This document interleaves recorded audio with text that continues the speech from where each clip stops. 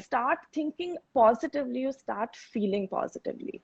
You know, so Yeah. these are Yeah. small things we can talk about. Yes, you must exercise, you already know, but I think what's really important are these little things to really pause and check in. It's okay to not be okay.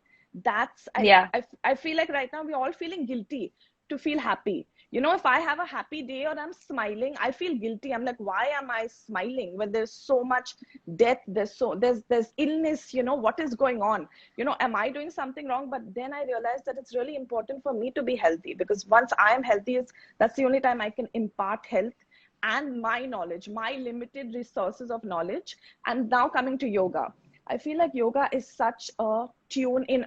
Actually, more than me, Rakul, you should be answering this question, to be very honest, because you are such a, no, it's true. I always say that you are, I think you're my top 5 most motivating people. If I need motivation, Oh, you are one of the people that I seek, right? Advice from, even when it comes to health. So I think I remember we discussing about your body is your yeah. first home, right? So when Yeah. we are cleaning a house and we are throwing out all the litter and Why don't we garbage, why clean don't the we do place we that? live in? Clean the Yes. place that we live in. And I've always I've always been a believer of that, Anshika, that the only place you truly live in is your body, and you address it very beautifully, that it's not just our physical body, it's our mental well-being, our emotional well-being, and a lot of conversation has begun on these things. But I think what will help people is understanding the importance of how yoga can help in doing that. right, Yes, there's a lot of guilt associated. Yes, there's a lot of pain that people are going through, and each one of us is hearing very disheartening news every single day. But how do you calm yourself? How do you inculcate possibly meditation? And I know that, and why I'm saying that is because I've said this over and over again. Guys, I was not a yoga person ever. I was somebody who thought yoga was really very boring till I met Anshika, and she sort of brought this calmness in my life. You sort of start questioning yourself, reasoning out, solving your own problems through meditation, through yoga, and it's become my sanity. So, can you tell our viewers, our people who are watching, how can they, through small practices, inculcate this peace at this point? so let's talk about meditation. Meditation is, you don't need to go up to the mountains and you don't need to isolate yourself. You can be meditating. Meditating is being present. We can be meditating right now. You know, meditating is all about being present, but usually with oneself, right? So there are small practices. I know Yog Nidra is one of the practices that you really believe in, which you can talk about. But before that, let me talk about a small thing like candle gazing, which is called Trataka, you know, which is just, everybody has a candle. You just burn a candle and you watch the flame. So while Yeah. while that illumination is happening with the flame, all you're doing is really focusing, but really you're going inward. So for meditation can be done in so many different ways, but the most important and the most accessible is your breath. So coming back to Yeah. breath, why is breathing so important? Breathing right. We're breathing all the time. I always say it's the only constant that we have. Since the time we Yeah. are born till literally your last breath is when you're breathing, and you should breathe right. I can talk about nervous system, sympathetic and parasympathetic, but I'm going to take it With to a Yeah. very a layman term. We need to rest and relax. Your body needs to attain the state of relaxation. That is also a form Yeah. of meditation. So when you breathe right, that's the nervous system that's being triggered. So when you Right. inhale correctly, when you exhale correctly, there's no more stale air in your body. Let's look at this. If I take a deep breath in right now and I exhale, I'm inhaling for about 3 seconds, but I exhale for only 2 seconds, automatically there's some stale air that's left in my lungs, right? So I'm Right. not exhaling enough. Automatically, when I inhale again, I will have only 2 portions to inhale. So my breath is getting smaller. So what's really important with breath work is to understand that your inhalation and your exhalation should actually be equal. So hence we do different kind of breath work, pranayam, to attain that. Now, once Right. you breathe right, all your systems start working correctly.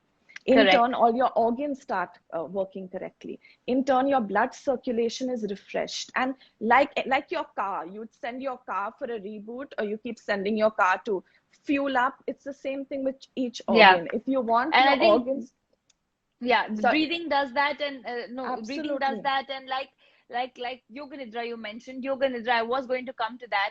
A lot of women, I had these questions in my inbox about um how much can women work out? Will it affect their hormonal cycle? Will it affect their periods? A lot of them go through irregular cycles, and I think proper regular practicing of meditation, this pranayam and yoga nidra can help, because like you said, it switches off your body from the fight or flight mode and converts it into a calm and relaxed zone. It gives you that Right. disconnect, and I practice it post my workout because I love to do intense workouts. And post that, even if you can give your body 15-20 minutes to shut down and sort of adapt, I think that's how all who are listening can bring this into practice. Anshika, we have a lot of questions that I think we should address. So Shruti has asked that how do you start doing yoga if you're a beginner, and what are the baby steps we need to take? Trust me on this, I was a beginner at one point and now I'm an addict. So for now, especially because I mean, you cannot go into a studio. Otherwise, the easiest way would be to just grab a mat and just go into the nearest studio, and obviously learn from a certified teacher. But because we do not have that right now, just buy a yoga mat and try and follow a certified yoga teacher's class. Don't go onto YouTube, because you don't want to get injured. You don't want to just learn from people who are putting content out there that are not certified. That's what I keep talking about. It's very important to learn from the right person. So Right. find any certified teacher. We also offer online classes. Sign up for our classes. Sign up for any class that you can really get access to, as long as it's a certified teacher. And give yourself Right. one class. I think one class will change your mind about yoga. And baby steps as a beginner, to remember that it's not a competition. It's great that you're doing it online, so that you're not really looking at anybody else right now. So I see a lot of that in newcomers, when they're seeing Yeah. other people and they get disheartened. So just to understand, and I think when you allow your body to explore for that 60 minutes practice, it's going to change your mind. Yeah, and I'd just like to add, I've met so many people who say, but I can't bend, I'm really stiff, and how will I do yoga? But trust me, guys, you always begin from not being able to do something to be able to do it, and that's where your willpower comes in.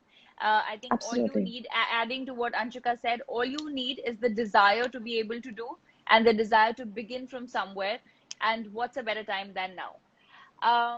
All right, we have our second question by Hina Das, who says how to balance hormones, mood swings, um, especially after menopause. Are there asanas that can help people go through menopause easily?